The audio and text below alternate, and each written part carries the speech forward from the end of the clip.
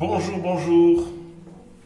Ce matin, j'ai un passage qui m'a interpellé, que je veux nous partager, qui se retrouve dans 2 Corinthiens au chapitre 6 à partir du verset 14. C'est un passage qui m'a interpellé, j'ai eu à cœur de nous le partager.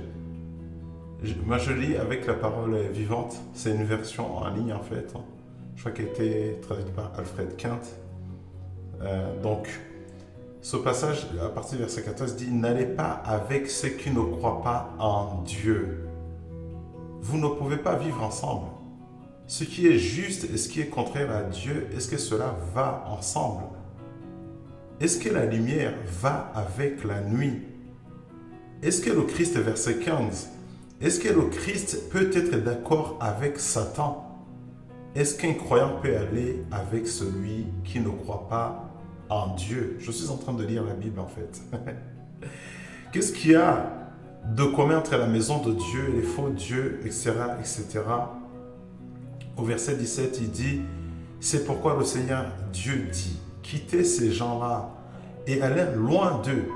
Ne touchez pas à ce qui est impur et moi, je vous accueillerai. » Pour être accueilli par Dieu, il faut être pur, il faut être sanctifié, il faut être mis à part. Le Seigneur Tout-Puissant dit encore, verset 18, « Je serai pour vous un père », ça c'est la condition, une fois qu'on est à part. « Je serai pour vous un père et vous serez pour moi des fils et des filles. » Le Seigneur dit, « Quittez ces gens-là et allez loin d'eux. Ne touchez pas à ce qui est impur et moi je vous accueillerai. » Je pensais hier, la vie sur cette terre, c'est comme si on était dans un grand aéroport. Et en fait, dans ce grand aéroport, on est occupé à faire plusieurs choses. À l'aéroport, il y a des gens qui achètent dans le duty free, il y a des gens qui sont assis, il y en a qui sont sur Internet. Chacun fait comme bon lui semble. Mais dans cet aéroport de la vie, il y a 2 destinations. Il y a la destination vers le règne de Dieu, il y a la destination vers la perdition éternelle. Et cela dépend de ce qu'on aura fait dans cet aéroport, tout simplement. Donc, Dieu dit qu'il nous attend de l'autre côté. Donc, une fois qu'on prend le vol qui va au ciel, Dieu dit que pour être accueilli au ciel, il faut se séparer. Il faut quitter ce qui est impur.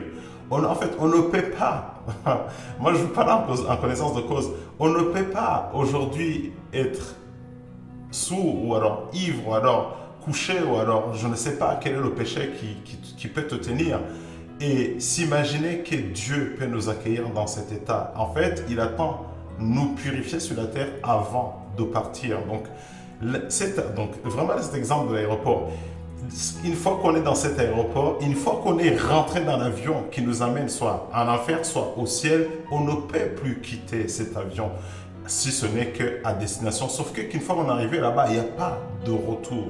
C'est pour ça que je t'exhorte, toi qui m'écoutes ce matin, à changer de voie, à te repentir si tu n'es pas sur la bonne voie et avoir la conviction dans ton cœur que tu es sur le chemin de la destinée, c'est-à-dire là où Dieu t'appelle.